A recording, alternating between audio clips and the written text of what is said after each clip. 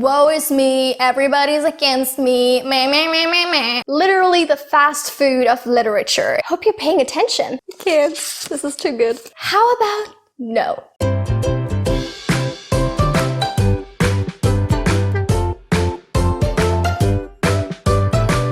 Hi guys, it's Teresa. Welcome back to my channel. Today, I'm finally going to be doing my long-awaited rant video for Lady Midnight by Cassandra Clare. I know I've been hyping this video up for like the past week or so because as I've been reading this book, I've been giving you guys updates on my social media and stuff like that.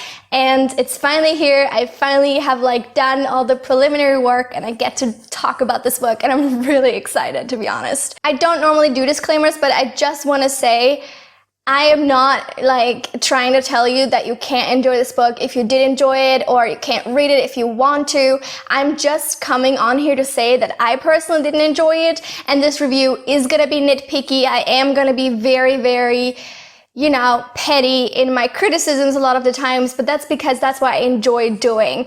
If I come across a book like this, I really enjoy kind of taking it apart and literally criticizing the shit out of it. I'm obviously not going to conceal the positives that I did find, but at the same time I will be, as I said, very nitpicky. So if you're not a fan of that, then it's best probably to leave this video now before you just get angry at me. If you are, however, enjoying this video, please give it a thumbs up and subscribe to my channel. It really helps me out. And now, without further ado, let's jump into the video. So this is the belle of the ball today, Lady Midnight by Cassandra Clare. This book was published in 2016 and it's the first in a new series by her called The Dark Artifices. And in this book we follow a new set of characters. It's set in the Los Angeles Shadowhunter Institute as they kind of investigate a string of murders that leads them to a cult, and things kind of go from there. I just wanted to mention really quickly my previous experience with her book. So I have read the Infernal Devices trilogy and enjoyed it at the time.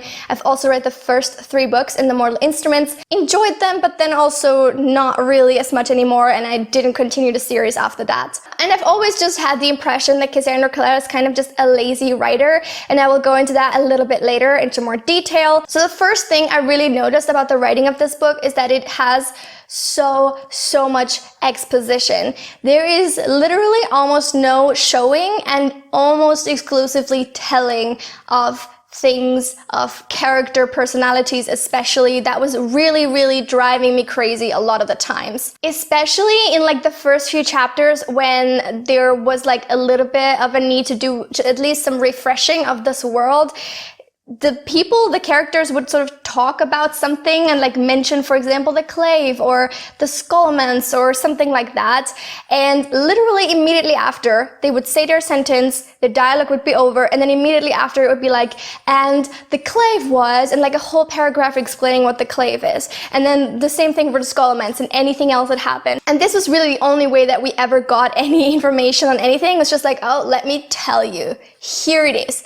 Dumping it on you. And it's very unsubtle, and it's honestly, it comes across as so lazy because there's so many better ways that you can tell us about things, or show us rather, certain things that you want us to know that can be done so much more subtly and less like an info dump. And that was just all that this book was, pretty much. Another thing that you will notice immediately in this book, especially if you've read previous books in the series, is the ridiculous amount of pandering and fan service. Previous characters are pretty much mentioned left and right, even when it's not necessarily relevant at that point, and it really is just like, oh look, remember this person? I'm sure you love that person. Remember? And it's super obnoxious and frustrating. Another thing I found confusing was kind of the narrative point of view.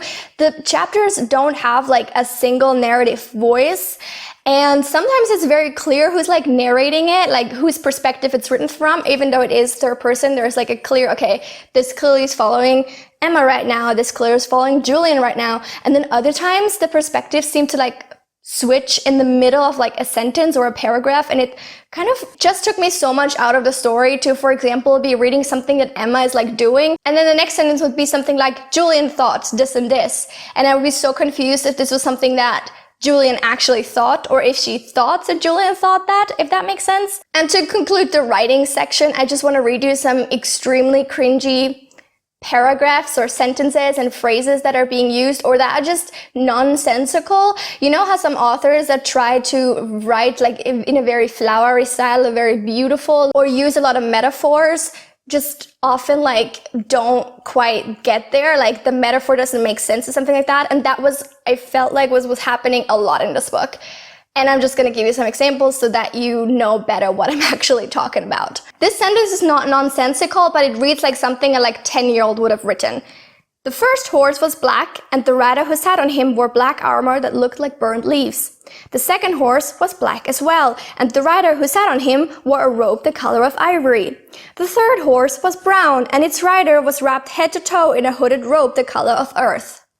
Wow, that's truly gripping. This next one is just one of those nonsensical ones. You can't do this to me. The words sounded as if they had been dredged up from the bottom of the ocean. So what does that sound like? Who knows? The white scars on your hands gleamed,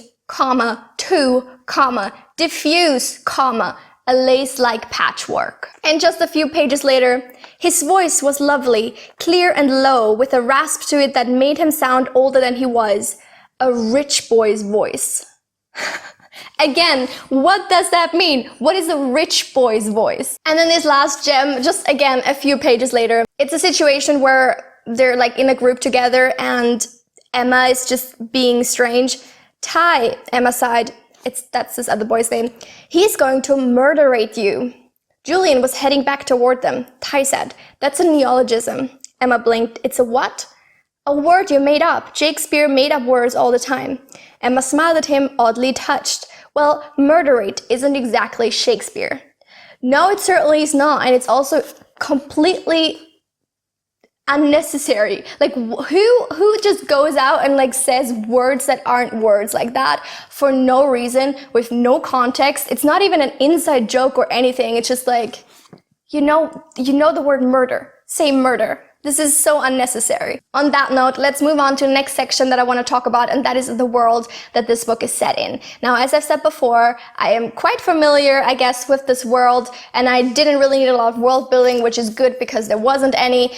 But at the same time, it really, again, felt like this book was very lazily written because Cassandra Clare doesn't really do anything new with this world. She doesn't develop upon it. She doesn't take what she has already established and like kind of take it in a new direction or sort of just expand upon it in any way. I feel like to her it feels like she's done with the world building and now she just can focus on, I don't know, the romance or whatever. But I find it's really a big pity because if you have so many books set in one world, it can get really boring, like really tedious to never change it up at least a little bit. Like they use runes and they fight demons, but I feel like these things are moved quite far to the back in this book, and it really just leads to a situation where I feel like all of these books are basically just interchangeable bad guys fighting interchangeable good guys over some interchangeable like mythical object or like something like that. Another thing that really struck me with this book is that in this book, again, they mention how there's like these institutes set all over the world.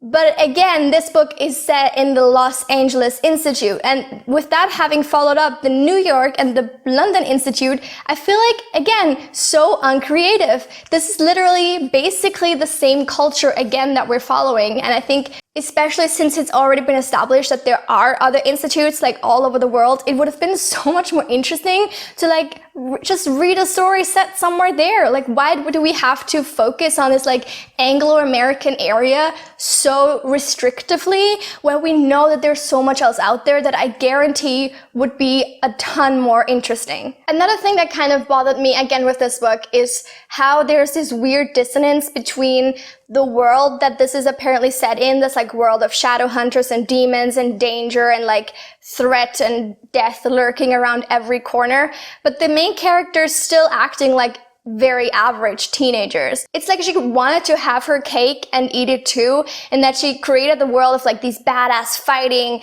teenagers that are superhumanly strong and can do all this really cool shit. But at the same time, she wanted to make it extremely relatable to her audience, and therefore literally didn't adapt the personalities or the characteristics of her teenage characters to that world that they live in. And I'm not saying that a book that technically deals with a lot of dark elements can't have moments of humor or funniness or silliness at all, but it also needs to just overall seem like it makes some sense, in my opinion. And for this book, I really didn't see it. There are also so many inconsistencies in elements of this world that I was very confused about. For example, what exactly can and can't runes do? Because it seems like in some situations a healing rune would heal somebody completely, and in other situations it would only heal them like partially, and then again it wouldn't do really anything.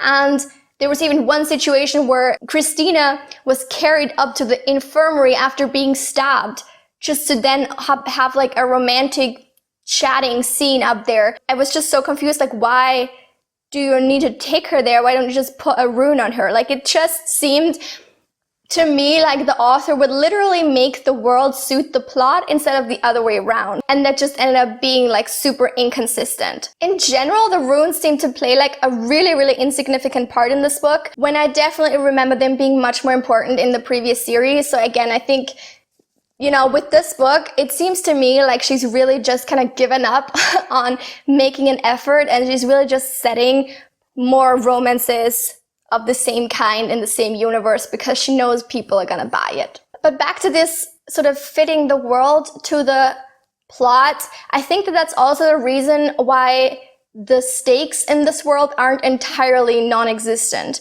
If we do assume that especially healing runes can actually fix anything, then it just makes fight scenes so much less exciting, which they're already not really exciting in this book because you know for a fact nobody's gonna get hurt. Like, you know it. You just do. There's even runes for pain relief and runes to put you to sleep for like anesthesia purposes. So like, there actually aren't any stakes involved in the characters getting hurt.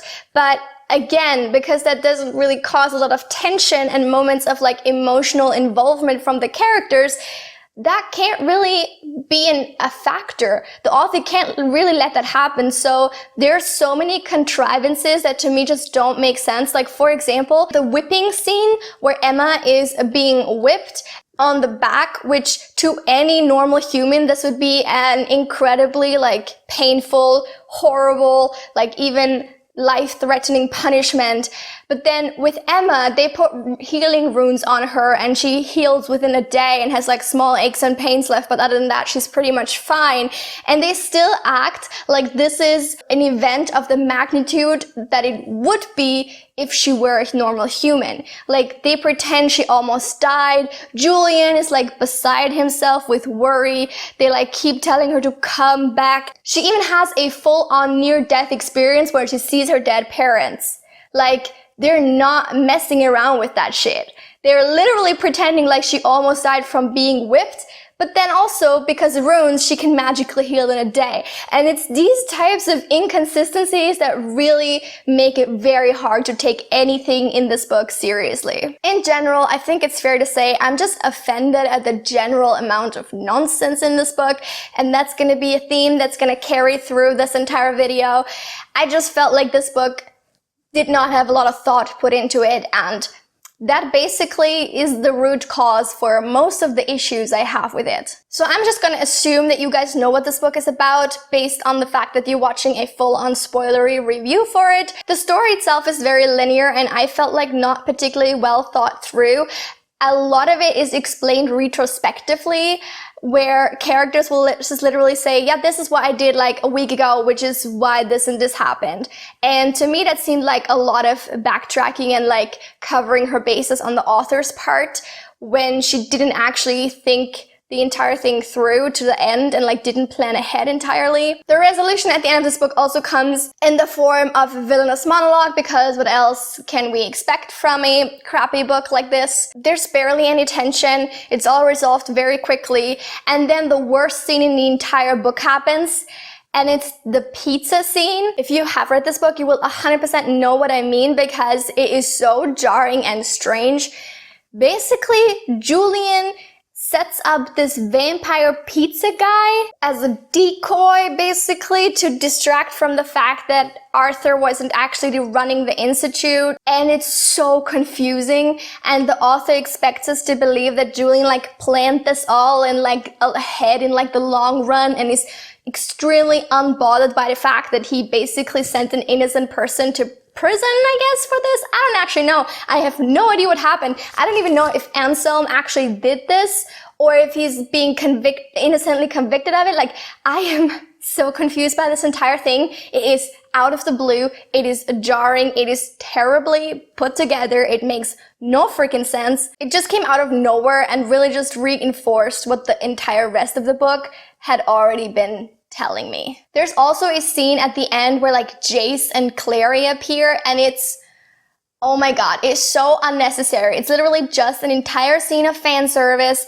And then of course, guess where they're actually coming from? They were at the engagement party of Isabel and Simon, and it's just like, why? You're being so desperate. You're being so desperate by cramming all these previous characters in this book when they don't actually have a place here, and it's just awkward and unsubtle and unnecessary. And this is even more nitpicky, but they literally, every time they mention Jace and Clary, they mention their full names, so it's always Jace Arundel and Clary Fairchild, and I'm like, stop it! Whew, this video is already ages long, but only now do we actually get into my favorite part probably of this review, and that's the characters, because they're so terrible. They're so uniquely terrible.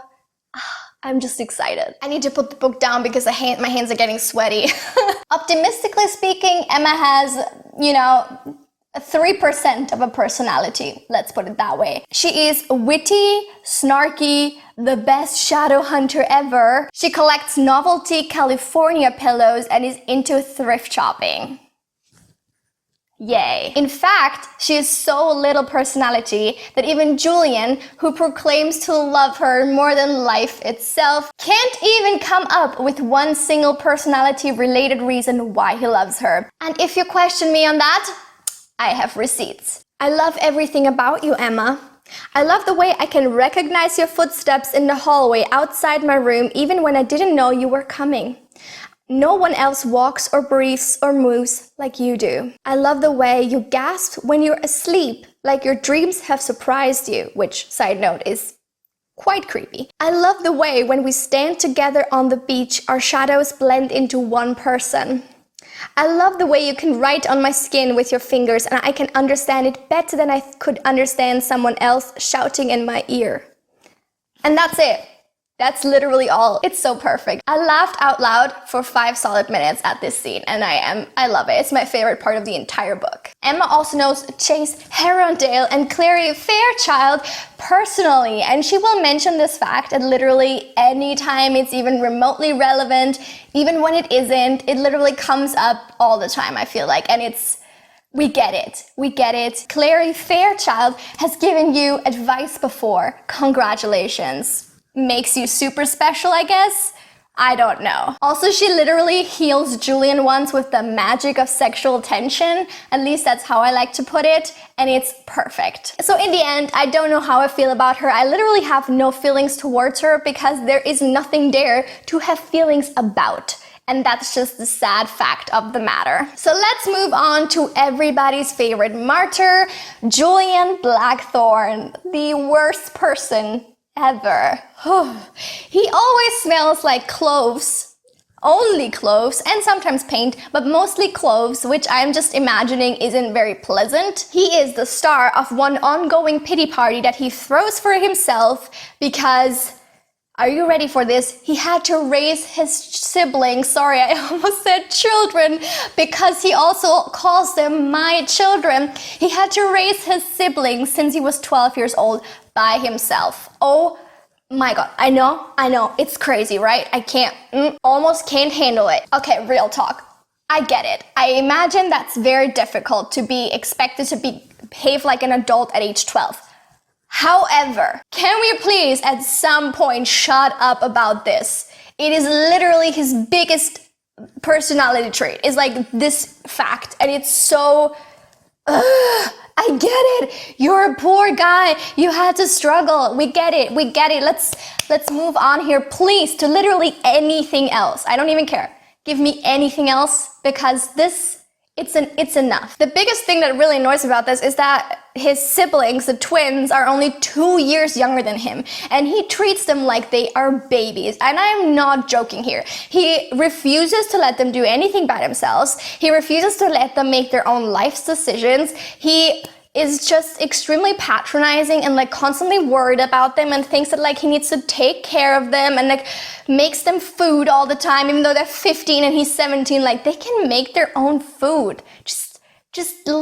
Don't be such a helicopter parent, brother. I don't know. It's obnoxious. It's obnoxious, and it was very, very annoying, because basically this entire book, like, this is almost 700 pages, and I kid you not, I swear, like 400 of those pages are just about him talking about how difficult his life is, and he has to raise his siblings. It's like, yeah, but like, they're 15 now. You can take a step back. And look, this is even coming from somebody who technically kind of understands the setup. My youngest sister is 11 years younger than me, and I definitely, growing up, viewed her not necessarily only as my sister, but I also definitely had a bit of a motherly role towards her because I was so much older. That makes perfect sense. But I also have a sister who's 1 year younger and a brother who's 5-6 years younger, and neither of them have I ever had this feeling of like parenthood towards. And that's not because I wasn't put in a situation to raise them, but just because I recognize that the age difference isn't that significant, especially not an age difference of 2 years. That makes zero difference. They should be your equals, but you treat them like children. One of his 15-year-old brothers is called Ty or Tiberius, and they still call him sometimes Ty. And I just ask you this now. If you know any 15-year-old boys, imagine calling them a name like Tai and them being okay with it. That would never happen. Never. Ever, ever, ever, ever. Ever. The thing is also that he doesn't really make his own life easier for him. He literally had the option to, report his uncle or something. Is there no other adult anywhere that could take care of them? Like, I'm sure somebody could have been found, like, I don't even know. Literally anybody but a 12-year-old child. Like, that is just basic logic. And I feel like he often made decisions to like make his situation worse, again, because he's so clingy and he feels so overly responsible that he refuses to let go even a little bit. Another thing that annoyed me about him was his weird relationship with Mark, because it's so, again, like, woe is me, everybody's against me, meh, on Julian's part. First, he hates him for having been taken by the hunt, which wasn't his choice, but leaving Julian to take care of the family. So this is basically just projecting his issues on Mark, even though Mark wasn't to blame for them. And then when Mark does return to them, he has zero, and I mean zero, compassion and sympathy for Mark maybe struggling with this transition, or like, being gone in the fairy world for years, and he just expects him to come back and take over the institute and his job as parent and like make everything better and instantly like change the world for them. And I'm like, manage your expectations, man. This is so unrealistic. And then when he realizes Mark isn't instantly ready for that, he literally calls him a burden. Yeah, definitely brother of the year right there. He also has this super annoying issue with jealousy, and he's literally jealous of anybody Emma has ever had a crush on, especially Jace Herondale. But I mean, obviously everybody has a crush on Jace Herondale. He gets so jealous of Mark even though they have nothing going on, and he even once is bothered by the fact that Mark uses Emma's room to change, and he thinks that it's weird that he's naked in Emma's room, even though Emma's not there. Like, that's an actual thought that he has and that bothers him. You have issues, man. You should take care of those issues, really. And then even worse, he's not even consistent in his feelings. Like, he has wanted Mark to take over things and to finally take care of him for so long, but then when Mark is threatened to be whipped, he instantly volunteers. He's never thinking like, oh, maybe, he can finally do something for me, or like, this is his punishment, he deserves it. Like, not in such a negative way, but like just accepting it because that's the only fair thing. No, he volunteers himself, fully knowing that Emma, his Parabatai and the love of his life, supposedly, can feel it all. Like, just let that go through your head. He's not just volunteering himself, he's also volunteering Emma for this kind of pain. And he doesn't consult her on this. He's just like, no, I volunteer as tribute.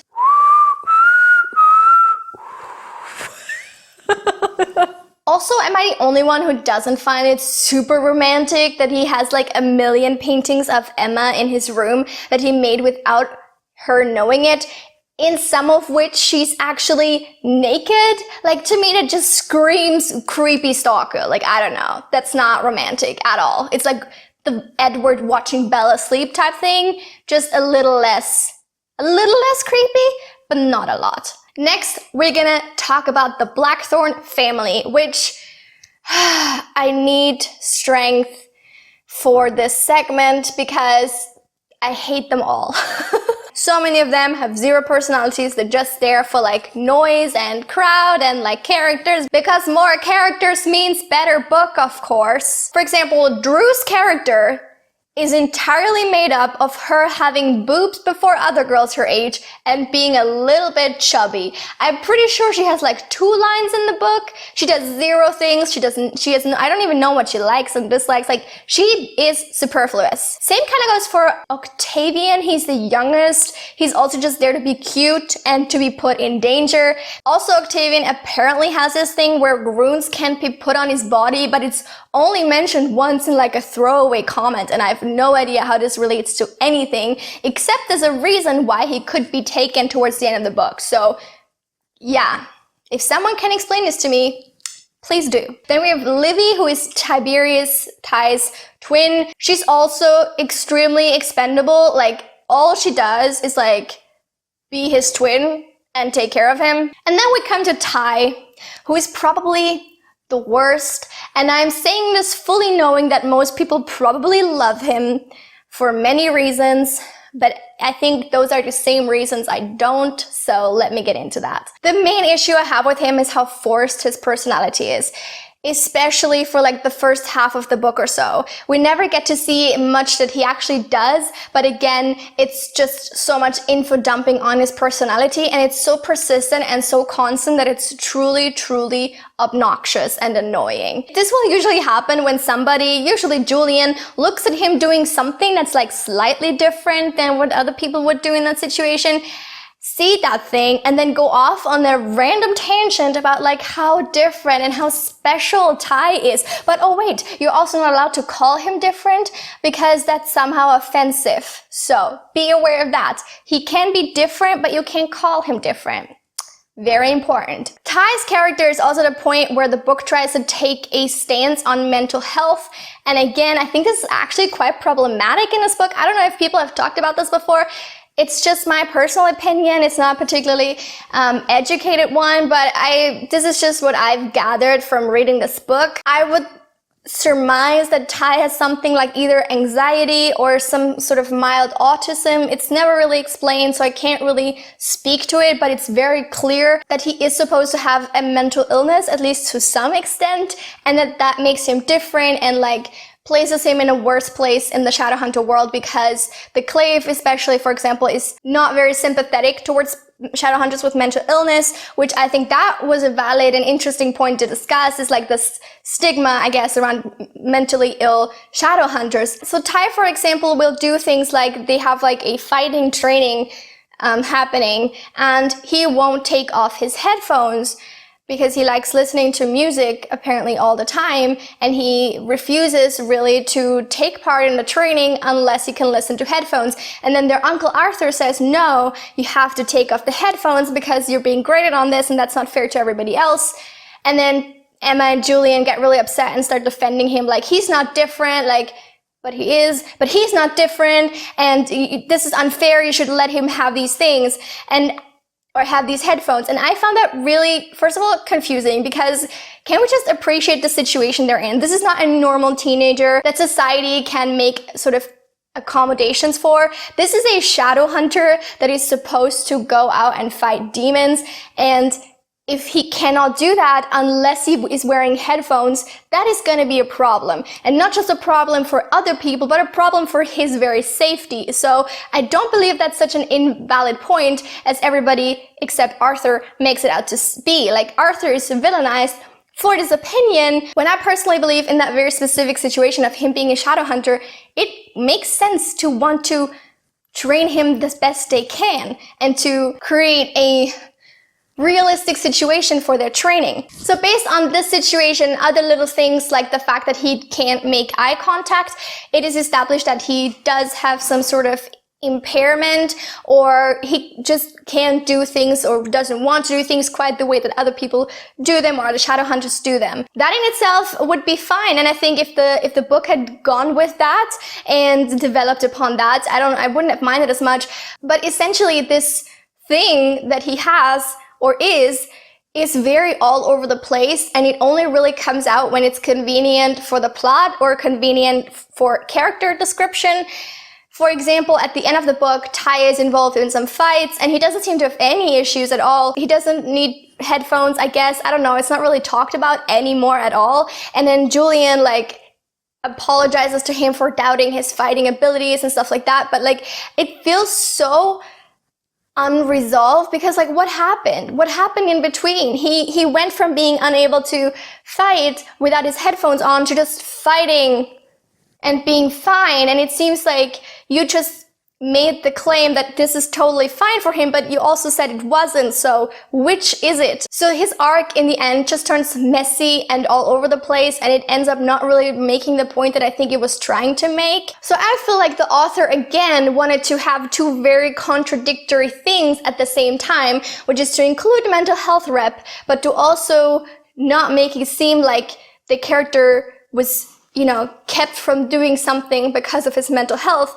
when that was kind of implied and like almost shown at first, and that just didn't make sense for me. It should have at least been resolved somehow, or like some way should have been found where he could still do the fighting while also taking into account his mental illness, if he does have one, but it's heavily implied, so I'm just assuming it at this point. So I do believe the author was going off of positive intentions here, but it felt like to me, this is not a good way of dealing with it, especially since that aspect of him constitutes literally his entire personality. He has lots of little quirks, like as I said, the not really liking to make eye contact, that wouldn't have to necessarily be such a big deal. Like, I feel like this could just be mentioned once or twice, but it's literally thrown in our faces all the time, and it's made into something more significant than it has to be. It's really forcing this image of like, he is different, but also not different, but also not different. And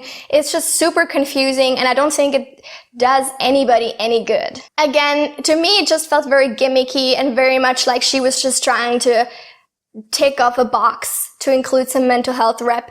But if somebody that has like personal experience with these types of things or has a very different opinion, definitely let me know in the comments down below. On this, I'm not coming from a point of like, this is the absolute truth. This was just my impression of it, and I would love to know what you guys thought of it.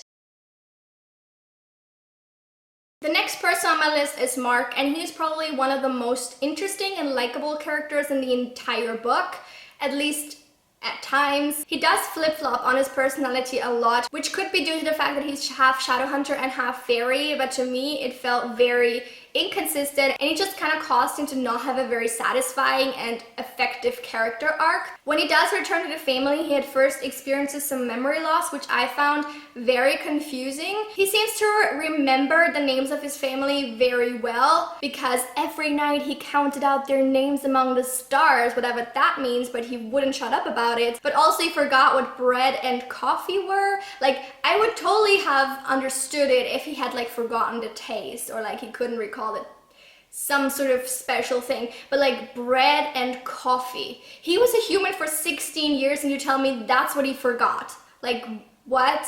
This is so random. I do like his arc with Kieran and the hunt, but I feel like it wasn't really focused on enough. That was really the most interesting, but it was literally basically handled in like one chapter or so. I also really liked him at the very end of the book, and the "why lie" line is actually really good. I love that line. I think it's a perfect ending. It's just the right amount of exciting and like you know what's gonna happen. We're not gonna spell it out for you, but we're just gonna end it at the right moment. It's so good, and it's the only reason I consider reading Lord of Shadows. I just wish Cassandra Clare would do more like this. Like, don't spell everything out. Leave some things to the imaginations. Your readers are not stupid, okay? One last thing I'm just gonna say about the Blackthorn children that I've already kind of touched upon is that they do behave like actual children. And again, I find it so unbelievable in the world that they live in. They have superhuman powers and they're fighting demons, and yet they're both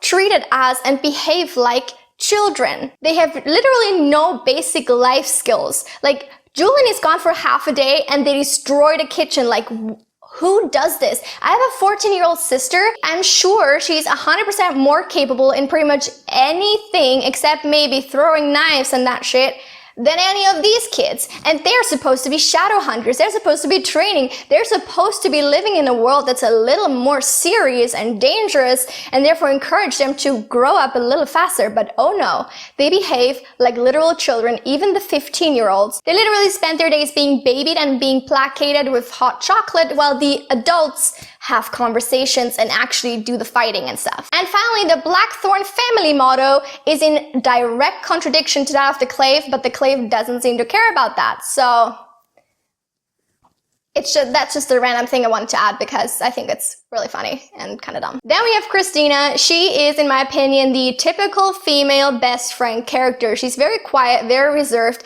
definitely leaves the stage to Emma. She is definitely the least obnoxious for most of the book until she says a line that so they're solving this clue, this riddle. I don't know, it's supposed to be a translation from Greek or some fairy language, and she comes up with the fact that fire to water is the same thing as flame to flood.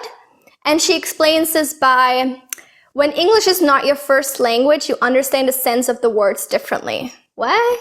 So you're literally saying that somebody who learns English and it's not their mother tongue, they know less synonyms than somebody whose mother tongue it is? This is just a lame excuse for why nobody else was smart enough to get that connection sooner. She's also like 17 years old and freaked out by the word, are you ready? Boobs? So it's kind of hard to take her seriously. I also got kind of mad at her when I found out that she left the love of her life because she heard his brother say to him that he wanted to betray her. And then she just up and left the country. And then we come to Diego, whose one and only flaw is that he is perfect, and the fact that this is being mentioned all the time. They come up with the nickname of Perfect Diego because apparently Christina's mom thought he was perfect for her, so she called him Perfect Diego. So Christina called him like Perfect Diego once or twice. And then you thought, okay, it was kind of a funny joke, it's over now.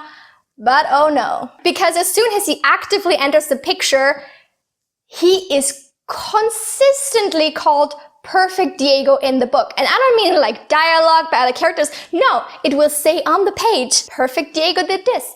Perfect Diego said that, and I wanted to burn this book. This is important for anybody who wants to ever make any sort of funny things. Know when to stop. Know when the joke has lived its full and happy life, and just let it die. Please. We're just gonna move on. Drum roll, please. The relationship between Emma and Julian. They are so in tune and like on the same page, and they're so like feeling each other 24/7. They feel each other in their bones and shit like that, and it's... They also have this weird habit of like writing on each other's skins, and that's somehow like special and makes their connection even better. Even though I feel like that's the weirdest way of communication. It takes forever to write anything. And anybody can see it. And if they don't know what you're doing, they would just assume you're like caressing each other's skin, which, considering you're trying to hide the fact that you have the hots for each other, I don't know if that's the smartest thing. It's just straight up weird. But for even more weirdness, let's dive into the cringy AF things that they say to each other. Number 1, he was beautiful, the most beautiful thing she had ever seen. She wanted to crawl inside his skin, live where he breathed. How about no? Emma's hair Maybe because she took it down so rarely. Maybe because Emma, with her hair down, was one of the first things he'd ever wanted to paint. But the long, looping, pale strands of it had always been like cords that connected directly to his nerves. Sometimes she thought it was as if she were a kite, and Julian the flyer. She soared above the ground, and he kept her tethered to the earth. Without him, she would be lost among the clouds. So just so you know what the situation is, Julian has just been shot with a poisoned arrow, and the healing runes aren't really working, so he's literally about to die and bleed out all over everybody, okay? And this is Emma. This is where Emma's mind is at this point. Emma had mopped away as much of the blood as she could. It was still welling from the puncture wound, running in thin streams down his stomach, gathering in the lines between his abdominal muscles. He had deep gaps above his hip bones too, and his sides were hard and smooth to the touch. And then she tells him, "You're too skinny, too much coffee, not enough pancakes." Wow. This is truly good timing to remark upon how hot and muscular and sexy he is when it's literally blood everywhere, but especially in the crevices between his muscles. I don't know, whatever floats your boat, I guess. Her brown eyes were outlined with gold. It picked up the lighter flecks in her irises, those circles of copper he had spent his childhood counting, memorizing. Again, this shade is just creepy. And then also this, a dozen flecks of gold in her left eye, only 7 in her right, each one like a tiny starburst. Like what? What are you doing with your life that you're literally counting flecks of color in somebody else's eyes? Like, how long do you have to stare for that to even register? This is another gem because they're literally having sex, and I just love the last line of it, okay? You're just gonna have to push through the beginning. The touch of her hands was undoing him. She could see him unraveling piece by piece. Her knees came up to clasp his hips. Her hand cupped the bare skin above the waistband of his jeans, gently as the ocean at low tide, and he shuddered against her as if he were dying. Wait for it. She had never seen him like this, not even when he was painting. Can you imagine? Having an orgasm, very different to painting? Really? This is revolutionary stuff that we're learning here, guys. Hope you're paying attention. She thought it. Julian Blackthorn, I love you more than starlight. And on that note, I'm ending my reading of terrible stuff that these two idiots think and say about each other. So they definitely have this like typical forbidden love thing going. There definitely aren't as many overt misunderstandings as you might think, or like as there are in other YA love stories, but this book definitely has a lot of both of them being extremely unaware of like very obvious signs of like sexual tension, sexual attraction, and love from the other person. Like they literally will be like both hot and bothered and like going crazy, and then thinking, I don't know, like, I guess he just thinks of me as a friend. But then again, there's this weird like contradiction of them both being completely ignorant of the concept of sexual tension, and at the same time being able to tell when the other person's eyes are like shuddering down. I just also am so confused at this whole anti-love law in the Parabatai situation, because it's so fuzzy. Like the lines are so blurry, it's literally impossible to know where you're at. And I understand by the end of the book, we do find out why this law exists, and like, yeah, whatever. I guess I'll have to comment on that in later books when we talk more about that. But basically just imagine a situation where you're bound to a person mentally, emotionally, physically to a degree. You're literally with each other all the time. You have like this super strong bond that is essentially a kind of marriage. You're only allowed to have friendship feelings for each other, but you're also allowed to technically have sex, as long as that's not sex that's involving like romantic love. But do you see how like impossible that is to like draw these lines? Who on earth is capable of drawing these kind of boundaries where you literally have all the elements required for romantic love, including sexual attraction, liking each other, and having this deeper feeling, like emotional connection of being like, this is the person that's always there for me. All of these boxes are ticked, but at the same time, it can't be romantic love. And it's just, So weird. So weird. This is literally an impossible thing to do. So in the end, I did sometimes enjoy the tension between them because I do think that can sometimes be fun. Other times, I just felt like it was angsty and brooding and annoying, and like the way they talked about each other is truly toxic. But at the same time, it kind of makes me at least a little bit excited for the sequels because I think the way it's set up definitely allows for some more of that kind of tension. I am to a certain degree a sucker for that, so I might read the sequels. Not now though, I definitely need a break from this one. So if I had to summarize, I think I would say that my main issue with this book is really just that it is so superficial. Nothing is happening at a deeper level. It is all very gimmicky, very contrived, very convenient to the plot and to the emotions that the author wanted to evoke in the reader, but none of it goes deeper than that immediate gratification or that immediate surface level. I've read so many books by authors where you can really tell that the book is their baby. That is their passion project. They have put time and effort and work and money and dedication and a part of their soul into this book, and you can tell it comes across to the reader. This is the exact opposite. This book feels like a money grab. It feels like pandering. It feels like 90% fan service with a little bit of new stuff on top.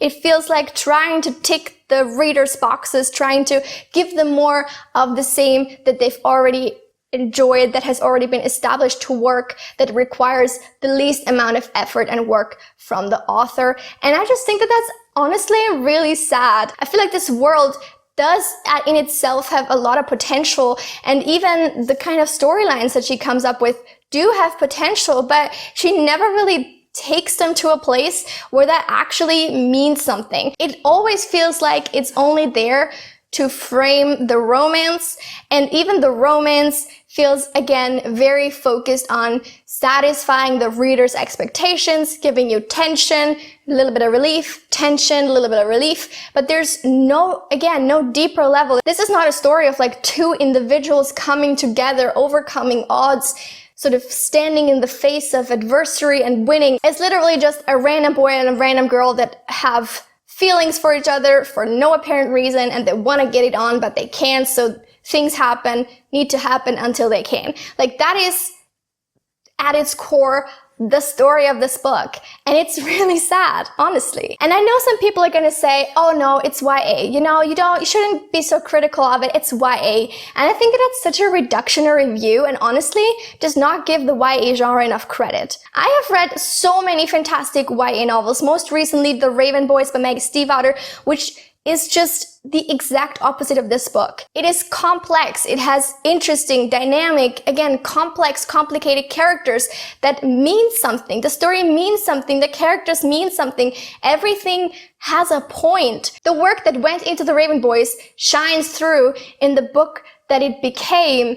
And unfortunately, Lady Midnight, the work that didn't go into it also shines through. And that is the main issue here. It's a matter of laziness, maybe of a lack of talent. I can't speak to that, but I just feel like these books are literally the fast food of literature, and I'm not trying to disparage anybody who does enjoy them, because I can't see why you can enjoy them. That's just my opinion, so if you disagree, leave your own in the comments down below.